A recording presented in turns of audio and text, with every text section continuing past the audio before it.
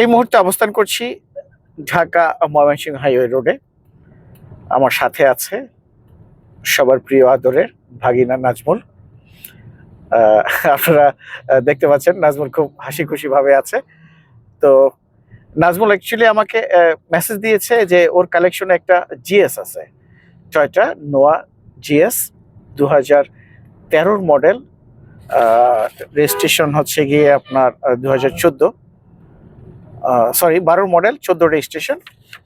65,000 kilometre run করছে। আমাকে বললো অকটেন ড্রিভেন, এক বিজনেসম্যান, ভদ্রলোক ব্যবসা করে, তার গাড়ি।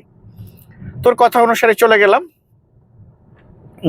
গিয়ে আজকে শুক্রবার, যদিও চেকের মাধ্যমে পেমেন্ট করছি, সব ডকুমেন্টসগুলো বুঝে নিয়ে গাড়ি নিয়ে রওনা হয়েছি। যেমনটা ভাবা, প্রতিমধ্যেই ভাবলাম যে জিনিসটা আপনাদের সাথে শেয়ার করি।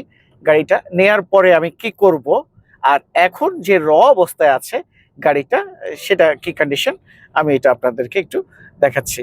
আমরা ঢাকার খুব কাছাকাছি চলে এসেছি, আর অল্প কিছু সময় হয়তো ঢাকার মধ্যে ঢুকে যাব। গাড়ির কন্ডিশন আলহামদুলিল্লাহ এমনটাই ভালো, তেলের দামও কমেছে, গাড়িও মাইলেজ ভালো পাচ্ছি, তো সব মিলিয়ে ওর একটা অবস্থা।